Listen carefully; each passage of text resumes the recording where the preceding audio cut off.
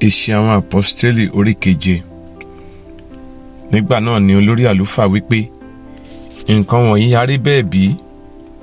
Òun sì wípé, alàgbà, ará àti bàbá, ẹ fetí sílẹ̀. Ọlọ́run ògo fi ara hàn fún Ábúráhámù bàbá wa nígbà tí ó wà ní Mesopotamia kí ó tó ṣe àtìpó ní Háránì. Ó sì wí fún un pé, jáde kúrò ní ilẹ̀ rẹ àti lọ́dọ̀ àwọn ìbátan rẹ kí o sì wá sí ilẹ̀ tí èmi yóò fi hàn ọ́. Nígbà náà ni ó jáde kúrò ní ilẹ̀ àwọn ará Kádíà, ó sì ṣe àtìpó ní Háránì. Lẹ́yìn ìgbà tí bàbá rẹ̀ kú, Ọlọ́run mú un ṣípò padà wá sí ilẹ̀ yìí níbi tí ẹ̀yin ń gbé nísinsìnyí. Kò sì fún un ní ìní kan, àní tó bí ẹsẹ̀ ilẹ̀ kan, ṣùgbọ́n ó lérí pé òun yóò fi fún un ní ilẹ̀ ìní àti fún àwọn irú ọmọ rẹ̀ lẹ́yìn rẹ̀ nígbà tí kò tíì ní ọmọ.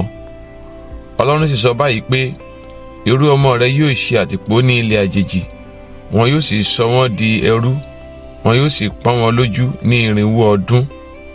Ọlọ́run wípé orílẹ̀-èdè náà tí wọn yóò ṣe ẹrú fún ni èmi yóò dá lẹ́jọ́. Lẹ́yìn náà ni wọn yóò sì jáde kúrò, wọn yóò sì wá sìn mí níhìn yìí. Ó sì fún ní májẹ̀mú ìkọlà. Bẹ́ẹ̀ ni Ábúráhámù bí Ísákì, ó kọ ọ́ ní ilà ní ọjọ́ 7. Ísákì sì bí Jákọ́bù. Jákọ́bù sì bí àwọn baba ńlá 12. Àwọn baba ńlá sì ṣe ìlara Jósẹ́fù, wọ́n sì tà á sí Íjíbítì, ṣùgbọ́n Ọlọ́run wà pẹ̀lú rẹ̀. Ó sì yọ ọ́ kúrò nínú ìpọ́njú rẹ̀ gbogbo, ó sì fún un ní ojú rere àti ọgbọ́n ní ojú Fáráò ọba Íjíbítì. Òun sì fi jẹ baálẹ̀ Íjíbítì àti gbogbo ilé rẹ̀. Ìyàn kan sì wá mú ní gbogbo ilẹ̀ Íjíbítì àti ní Kénáánì, àti ìpọ́njú púpọ̀. Àwọn baba wa kò sì rí oúnjẹ. Ṣùgbọ́n nígbà tí Jákọ́bù gbọ́ pé àlìkámà ń bẹ ní Íjíbítì, ó rán àwọn baba wa lọ lẹ́rìn kínní.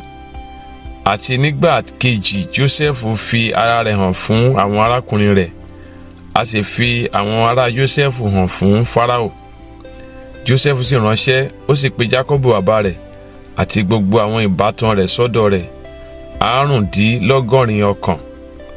Jákọ́bù sì sọ̀kalẹ̀ lọ sí Íjíbítì, ó sì kú, òun àti àwọn baba wa. A sì gbé wọn lọ sí Síkémù, a sì tẹ́ wọn sínú ibojì tí Ábúráhámù rà ní iye owó fàdákà lọ́wọ́ àwọn ọmọ Émórù baba Síkémù.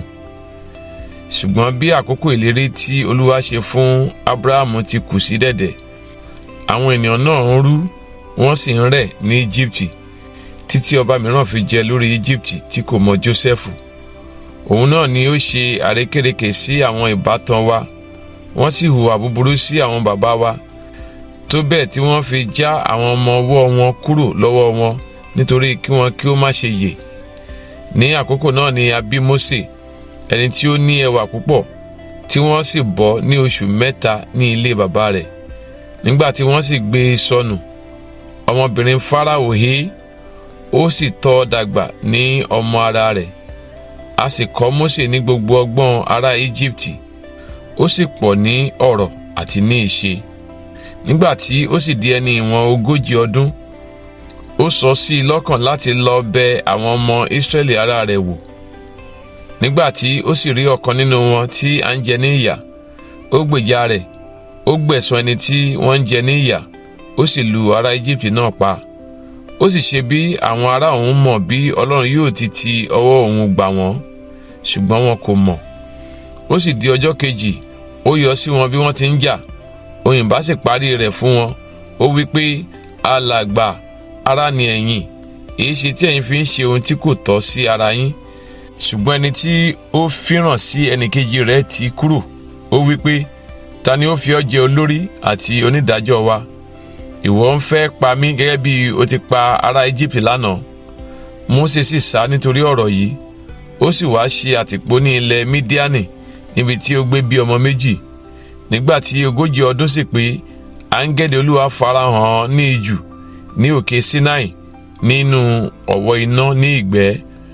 Nígbà tí Mósè sì rí, ẹnu yà sí ìran náà, nígbà tí ó sì súnmọ́ láti wò ó fín, ohùn Olúwa kọ sí i wípé, èmi ni Ọlọ́run àwọn bàbá rẹ, Ọlọ́run Ábúráhámù àti Ọlọ́run Ísákì àti Ọlọ́run Jákọ́bù. Mósè sì wárìrì, kò sì dáṣà láti wò ó mọ́. Olúwa sì wí fún un pé, tú bàtà rẹ kúrò ní ẹsẹ̀ rẹ, nítorí ibi tí ìwọ gbé dúró nì ilẹ̀ mímọ́ ni. Ní rírí mo ti rí ìpọ́njú àwọn ènìyàn mi tí ń bẹ ní Íjíbítì, mo sì ti gbọ́ gbíngbin wọn, mo sì sọ̀kalẹ̀ wá láti gbà wọ́n.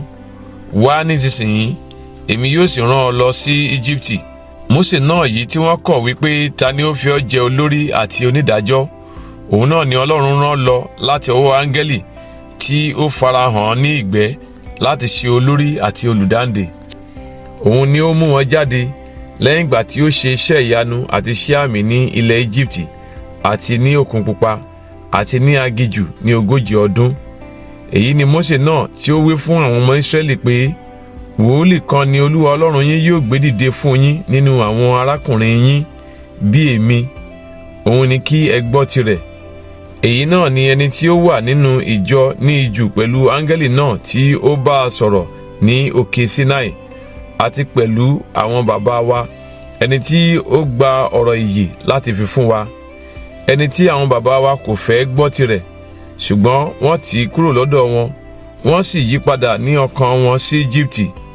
Wọ́n wí fún Áárónì pé, dá òrìṣà fún wa tí yóò máa tọ́nà ṣáájú wa, nítorí bí ó ṣe ti Mósè yìí tí ó mú wa ti ilẹ̀ Íjíbítì jáde wá, a kò mọ ohun tí ó ṣe é. Wọ́n sì ya ère ẹgbọrọ màálù ní ọjọ́ wọn nì, wọ́n sì rúbọ sí ère náà, wọ́n sì ń yọ̀ nínú iṣẹ́ ọwọ́ ara wọn. Ọlọ́run sì padà, ó fi wọ́n sílẹ̀ láti máa sin ogun ọ̀run, bí a ti kọ nínú ìwé àwọn wòlíì pé, ẹ̀yin ará ilé Ísírẹ́lì, ẹ̀yin ha mú ẹran tí a pa àti ẹbọ fún mi wá bí ní 40 ọdún ní ijù. Ẹ̀yin sì tẹ́wọ́ gba àgọ́ Mólókù àti ìràwọ̀ òrìṣà Rémfánì, àwòrán tí ẹ̀yin ṣe láti máa bọ wọ́n. Èmi yóò sì kó yín lọ rékọjá Bábílónì. Àwọn bàbá wa ní àgọ́ ẹ̀rí ní ijù, bí ẹni tí ó bá Mósè sọ̀rọ̀ ti pàṣẹ pé kí ó ṣe gẹ́gẹ́ bí àpẹẹrẹ tí ó ti rí, tí àwọn bàbá wa tí ó tẹ̀lé wọn sì mú bá Jóṣúà wá sí ilẹ̀ ìní àwọn kèfèrí tí Ọlọ́run lé jáde kúrò níwájú àwọn bàbá wa títí di ọjọ́ Dáfídì, ẹni tí ó rí ojú ire níwájú Ọlọ́run, tí ó sì tọrọ láti rí ibùgbé fún Ọlọ́run Jákọ́bù. Ṣùgbọ́n Sólómọ́nì kọ́ ilé fún un, ṣùgbọ́n ọ̀gá ògo kì í gbé ilé tí a fi ọwọ́ kọ́, gẹ́gẹ́ bí wòlíì ti wí pé, ọ̀run ni ìtẹ́ mi, ayé sì ni àpótí ìtìsẹ̀ mi. Irú ilé kí ni ẹ̀yin yóò kọ́ fún mi, ni Olúwa wí, tàbí ibo ni ibi ìsinmi mi? Ọwọ́ mi kọ́ ha ṣe gbogbo nǹkan wọ̀nyí? Ẹ̀yin ọlọ́rùn líle àti aláìkọlà àyà òun etí, nígbà gbogbo ni ẹ̀yin máa dènà ẹ̀mí mímọ́, gẹ́gẹ́ bí àwọn bàbá yín, bẹ́ẹ̀ ni ẹ̀yin. Ta ni nínú àwọn wòlíì tí àwọn bàbá yín kò ṣe inúnibíni sí? Wọ́n sì ti pa àwọn tí ó ti ń sọ àsọtẹ́lẹ̀ ti wíwá ẹni olóòótọ́ nì, ẹni tí ẹ̀yin sì ti di olùfihàn àti olùpa. Ẹ̀yin tí ó gba òfin gẹ́gẹ́ bí ìlànà àwọn áńgẹ́lì, tí ẹ kò sì pa á mọ́. Nígbà tí wọ́n sì gbọ́ nǹkan wọ̀nyí, àyà wọn gbọgbẹ́ dé inú, wọ́n sì pa yín sí i keke. Ṣùgbọ́n òun kún fún ẹ̀mí mímọ́, ó tẹjú mọ́ ọ̀run, ó sì rí ògo Ọlọ́run, àti Jésù ń dúró ní ọwọ́ ọ̀tún Ọlọ́run. Ó sì wí pé, wò ó, mo rí ọ̀run ṣí sílẹ̀, àti ọmọ ènìyàn ń dúró ní ọwọ́ ọ̀tún Ọlọ́run. Nígbà náà ni wọ́n kígbe ní ohùn rárá, wọ́n sì di etí wọn, wọ́n sì fi ọkàn kan rọ́ lù ú, wọ́n sì wọ́ sẹ́yìn òde ìlú, wọ́n sì sọ ọ́ ní òkúta. Àwọn ẹlẹ́rìí sì fi aṣọ wọn lélẹ̀ ní ẹsẹ̀ ọmọkùnrin kan tí à ń pè ní Sọ́ọ̀lù. Wọ́n sọ Stẹ́fánì ní òkúta, ó sì ń ké pe Olúwa wípé, Jésù Olúwa, gba ẹ̀mí mi. Ó sì kúnlẹ̀, ó kígbe ní ohùn rárá pé, Olúwa, má ka ẹ̀ṣẹ̀ yìí sí wọn ní ọrùn. Nígbà tí ó sì wí èyí, ó sùn.